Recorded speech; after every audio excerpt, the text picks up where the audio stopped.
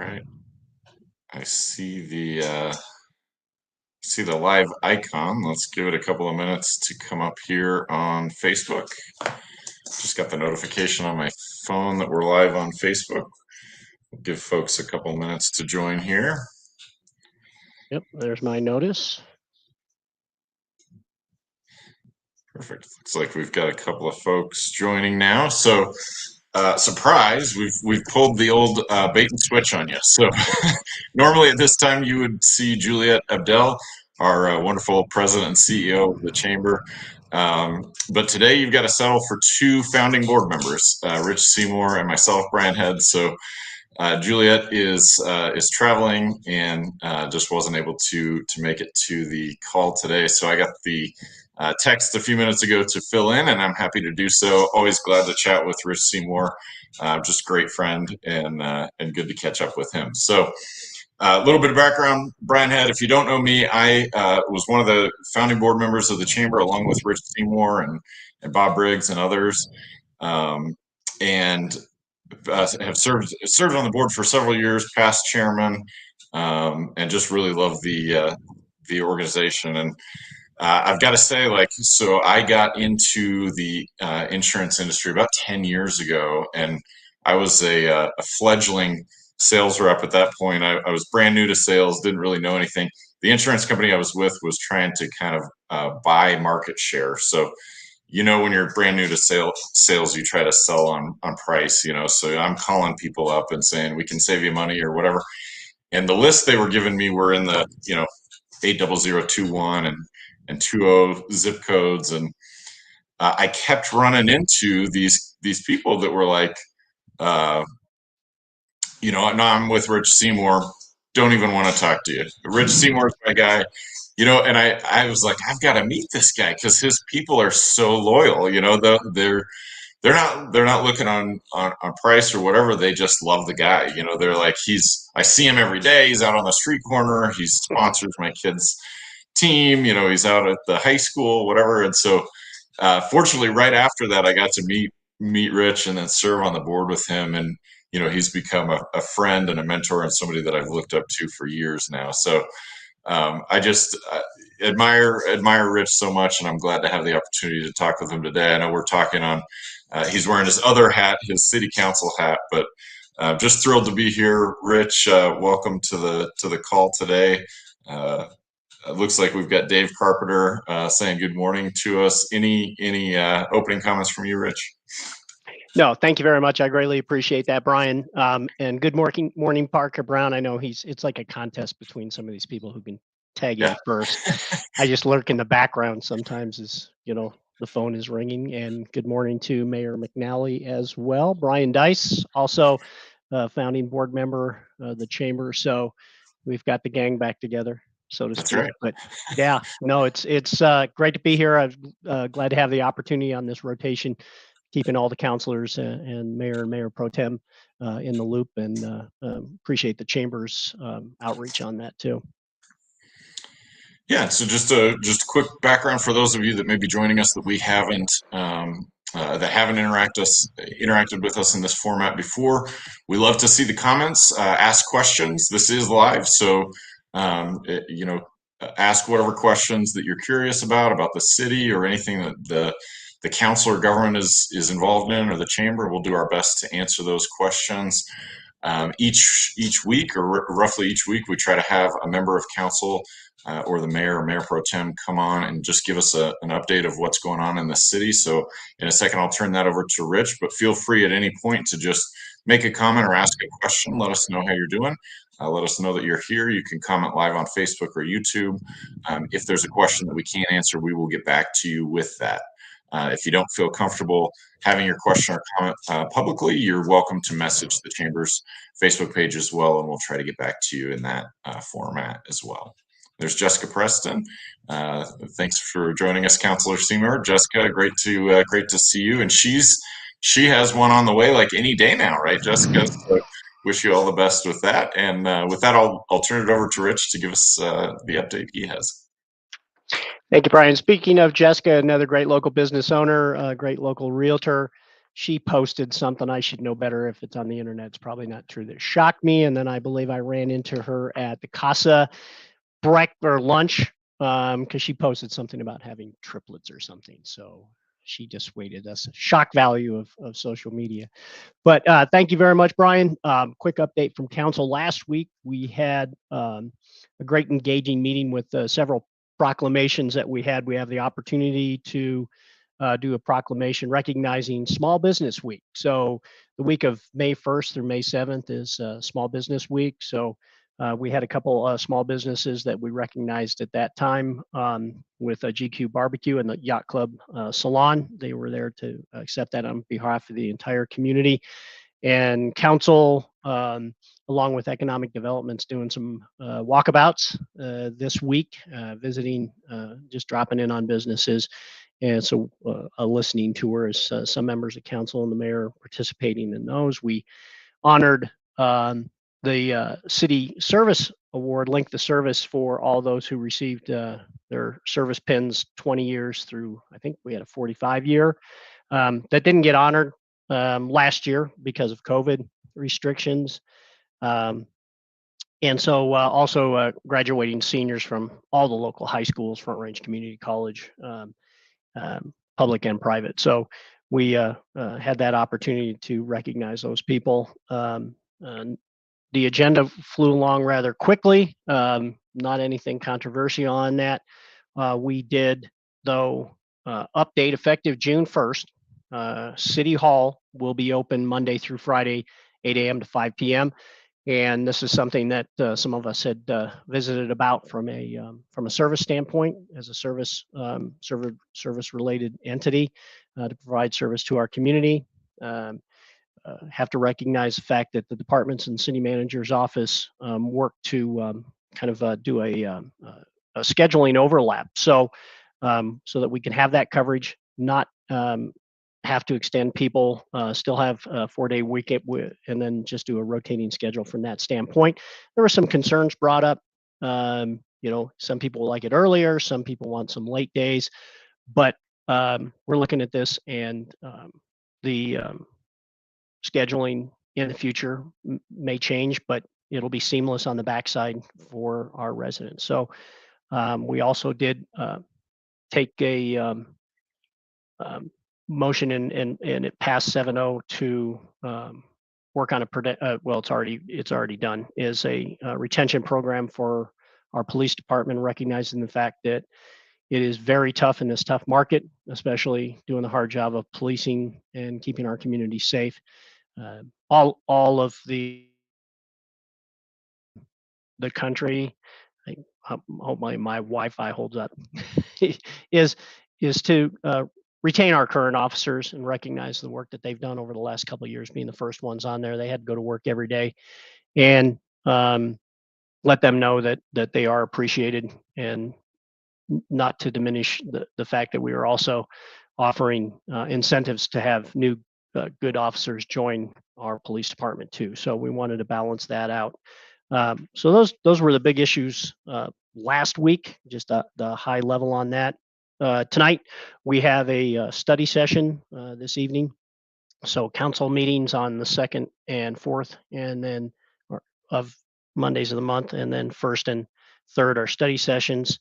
We're going to have a discussion about the recruiting process for our new city manager. We're going to go over the brochure that we're going to have to get the final copy on that, to get that recruiting process. The process has started, but we haven't posted that, but we're looking to move that process ahead with the goal of hiring a new city manager by August and have them in place by September.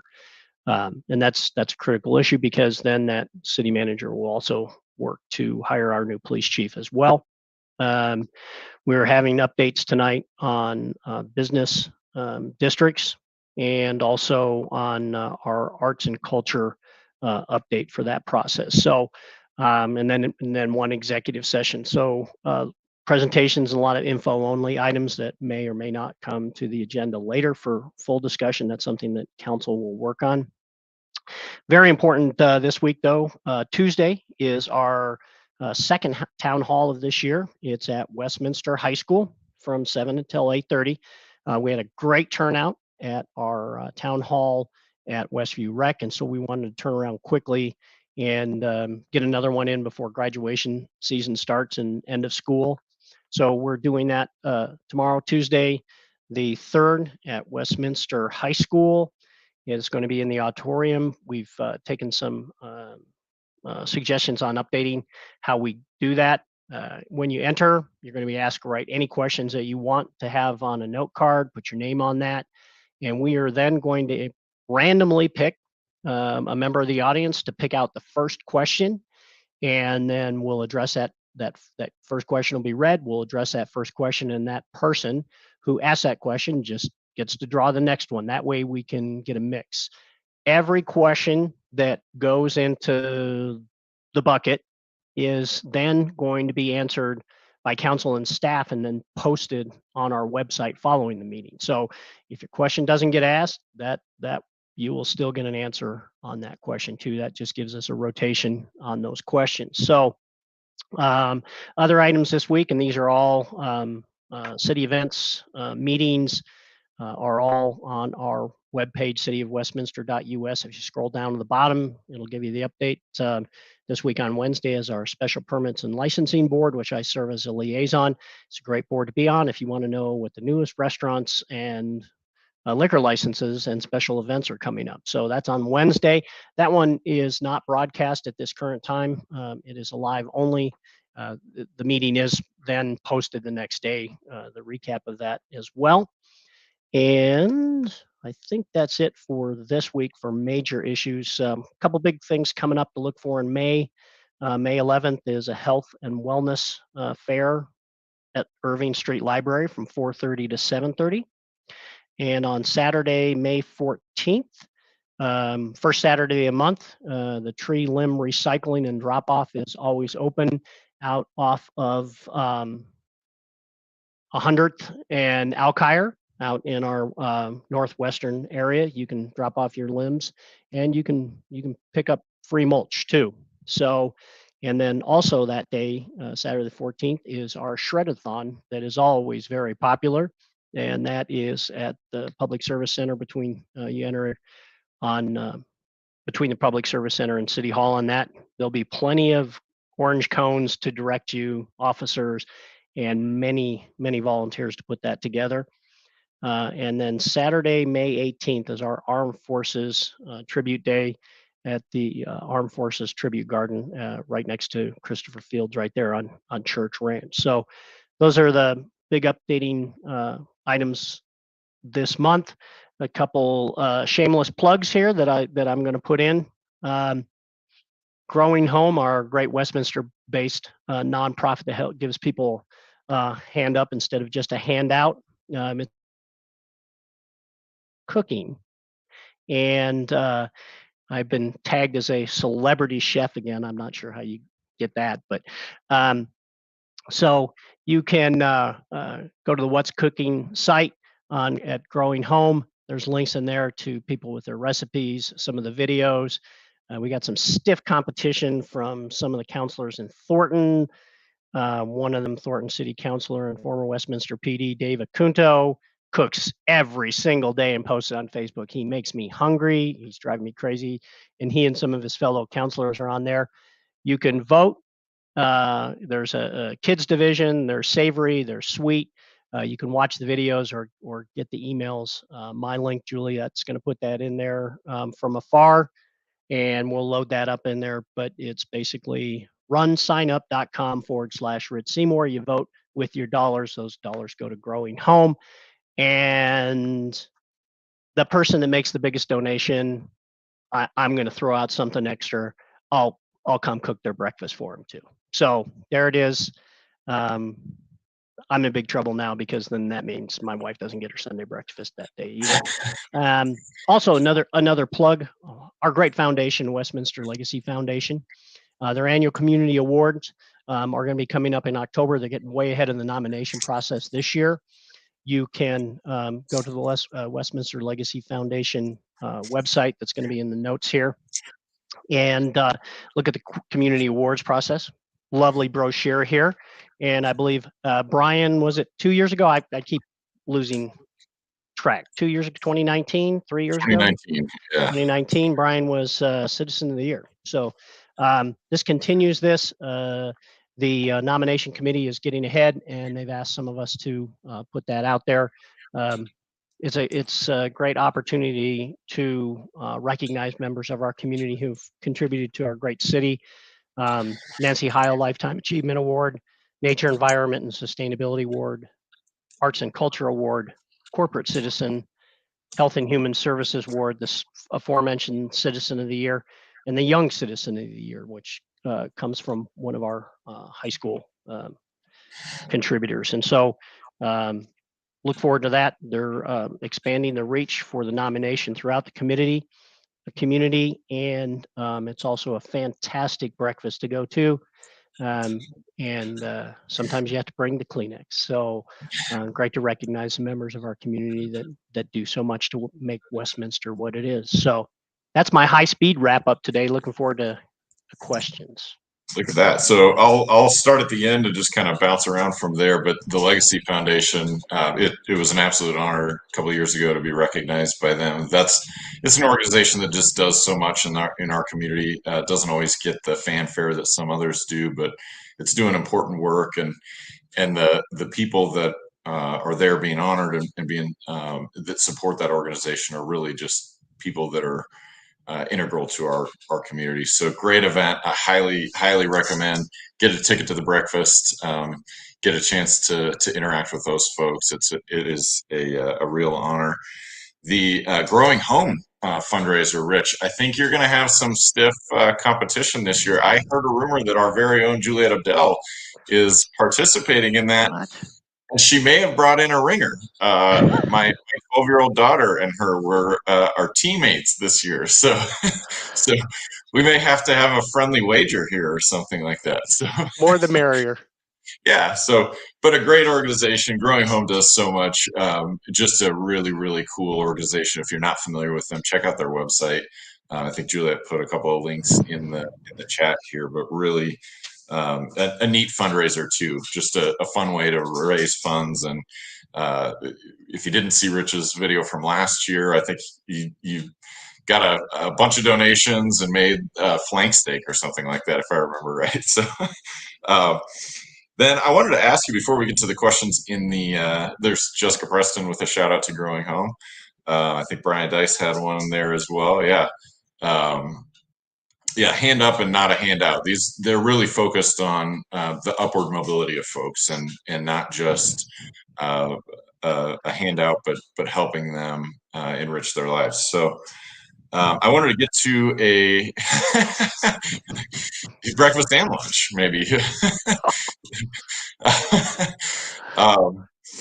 I wanted to get to one of the first things you talked about, Rich. So I remember a chamber meeting, a board meeting very early on, and we talked about, I was our government affairs chairman, and we were talking about things that the chamber could do to lobby the city to help business owners. And one of the first things that you mentioned, Rich, was City Hall is not open 5 days a week. So if you're trying to get a permit or something on a Friday, you've got nobody there to answer your call or that kind of thing. So this is something that you've cared about for years. I mean, that was probably 7-8 years ago that we had that conversation. So, and I know I brought it up with staff and with counselors over the years, and it just never seemed to gain traction. I think they viewed it as more of a recruiting retention tool. But as I've talked about it, I just learned about it, a short time ago, a week or two ago, that it was being changed. And just the conversations I've had, it seems like there's a lot more buy-in now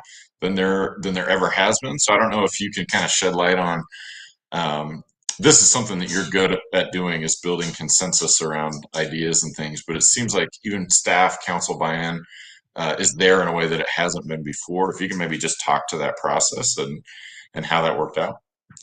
Yeah, and it was a coordinated effort. I want to give props to interim city manager Jody Andrews for moving this forward after listening to our discussion during our strategic plan meetings and that weekend when we started that, and looking at we are a full service city as far as we deal with, we have our water utility, we have fire, we have police, we have parks and recs, where some of our neighbors, those are special districts in some cases. So we have a great advantage from that standpoint of being able to offer that to our residents.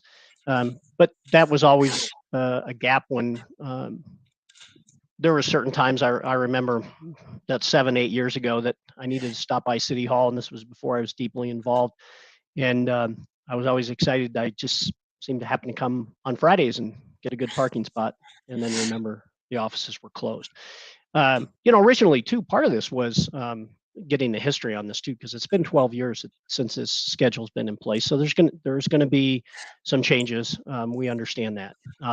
Some people are gonna want earlier hours, and some people are gonna want later hours. Some talk about contractors that they rise and shine early, and many of our small permits are you can do online, and so our contractors know many of those. But I've been there before on a Friday and chatting with somebody about this, that, or the other thing, and a resident will walk up and not realize that it's not open. So part of it too was they thought, Friday, great day. So it's not to disrupt schedules. It'd be a great day for staff to schedule doctor's appointments, kids appointments, all of those kind of things that we all have to do and not disrupt the rest of the week. Well, they mentioned this too, as the interim city manager Anders mentioned, a lot of the doctors and dentists and other professionals are closed on Friday now. So that part wasn't working as well. But to be inventive and creative and take a look at the scheduling that they use in the police department as far as how those schedules overlap, how you have 4 days and then you have overlap days, and that flexibility, hopefully that will adapt and actually become a benefit, more of a benefit for staff. Councilor Numella brought up a great point during the meeting, hoping there's some leeways. People have made in some cases, some long-term plans, which is nice to be able to do those now post-COVID, is that, to have some grace with that. And I'm sure all of our department heads and division managers and human resources will work with people. But I think overall, it's going to be a benefit for our community, and it'll be, even as this works through, even hopefully being more flexible for staff as well. Excellent. You mentioned the city manager search, getting an update tonight, I believe you said. For folks, the question I get asked a lot by folks is, who's minding the store if we don't have a city manager? And so I'm happy to tell them that we have interim city manager Jody Andrews. He's been with the city a long time, does a great job. He's been really good at community outreach. He's come to quite a few chamber events and things. Maybe if you can speak to, what does the timeline look like? That may be the update you're getting tonight, but has there been a timeline announced? What is that process going to look like? Yeah, absolutely. The recruiting firm that we selected, tonight we're just going over the final wording on the brochure that is our advertising piece, so that we can, this is a nationwide search. City of Westminster has some great benefits to offer to the right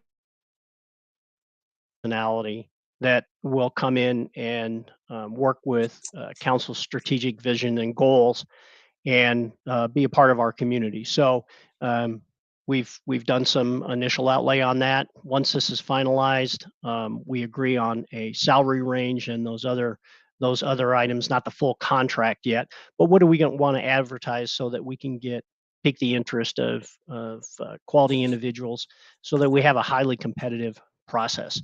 And so we I believe it's going to then post the next week. The mayor has these memorized. I don't.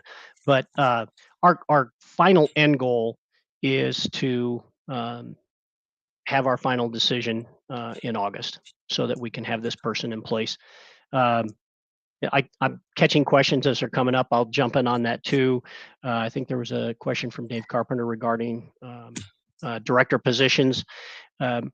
Right now, the primary one that's being held is the chief of police, and so the other director positions, we've had 2 recently filled, for economic development and for Parks, Recreation, Open Space, and Library. So those spots were filled. And we're going to, it's a highly, for all business owners out there, you get this, it's a highly competitive market. So we are posting all of those positions as they come up to get that pool moving forward.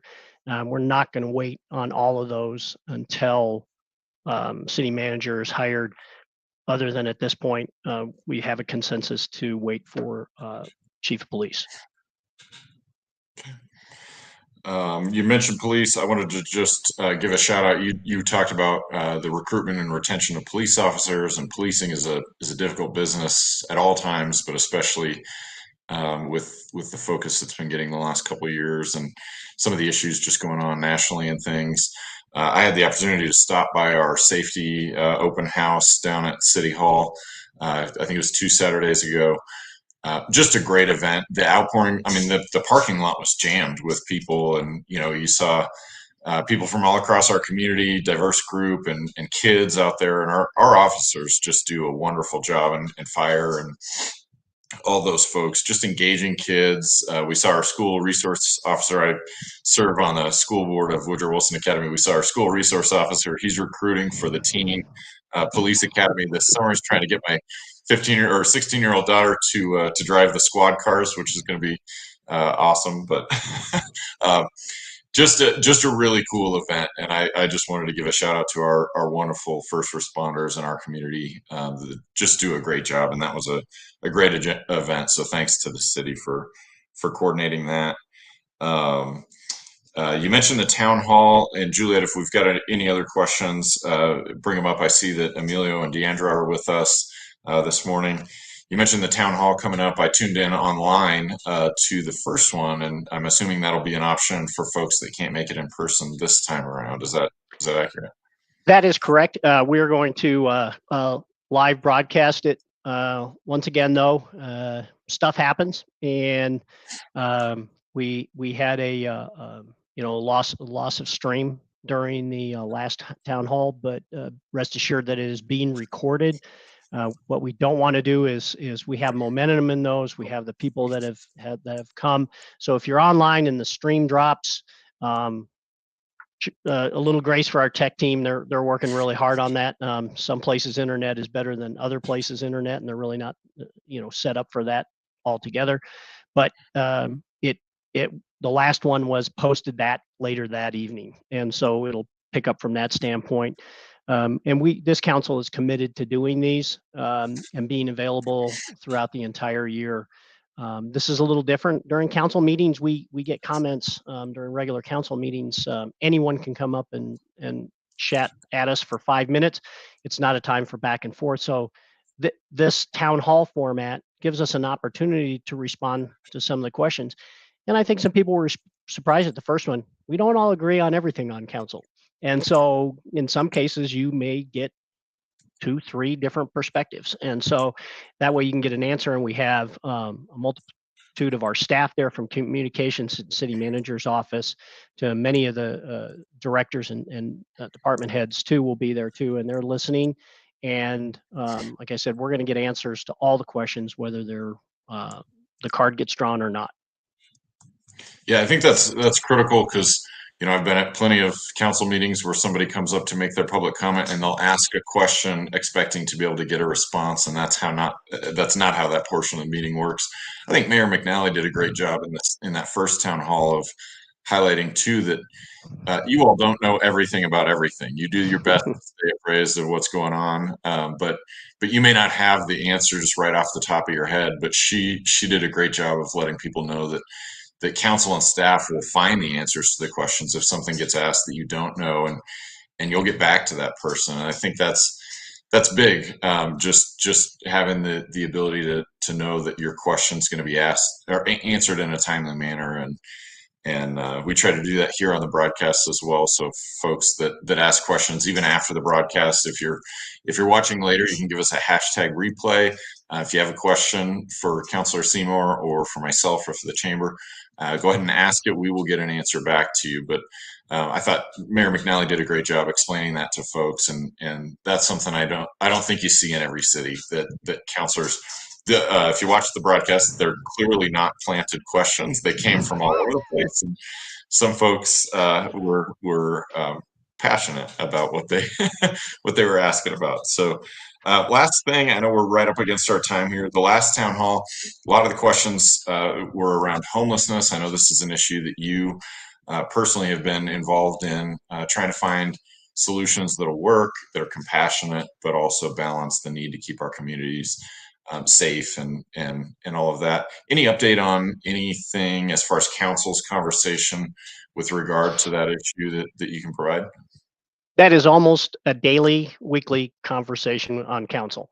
And thanks for asking that, because that was one of the key issues, and I'm sure it's going to be a key issue on Tuesday, and how homelessness especially affects our neighbors in the historic part of Westminster. And I can appreciate the passion for that as well. We are working on a process that is both compassionate, but then also moves ahead and is legally defensible when we need to take action to defend our open space trails and our residents' property. We have council made the choice to add an additional homeless navigator so that we can continue to move people forward on that. And staff is refining that process along with city manager's office and city attorney's office, because that's an integral link there. And then we're also looking for outreach from the business community. And I mentioned this in the first town hall, is that if they're on public property, we are going to have a very set procedure with timelines, and that's the next spot. What are our timelines, and how much time are we going to allow for the process to move ahead before we take different levels of action? But we also need, when there are encampments on private property, we need the property owners, property managers, and those businesses to assist us from that standpoint. So that will be the next step of that as we move forward in the next few months. But it is top of mind of all of council and the linked staff that are dealing with this on a daily basis. Okay. Appreciate your work on that. I think we are up against our time here, so I want to thank Councilor Seymour for being with us. I want to thank all of you for sticking with the broadcast, even though you don't see Juliet here. You had to settle for me. So, always a great opportunity to talk with Rich. Just as I started off the broadcast, just a real champion of our community. Even before he was on council, he was just at everything all the time. I don't know how he keeps the calendar that he does, but he's always out there. You always see him. Feel free to ask questions, and we will get back to you. But with that, I want to just thank Rich and all of council for doing these broadcasts. It means a lot to us, and it provides a valuable service and information for our members and community members. And with that, we will sign off. Appreciate it. Everybody have a great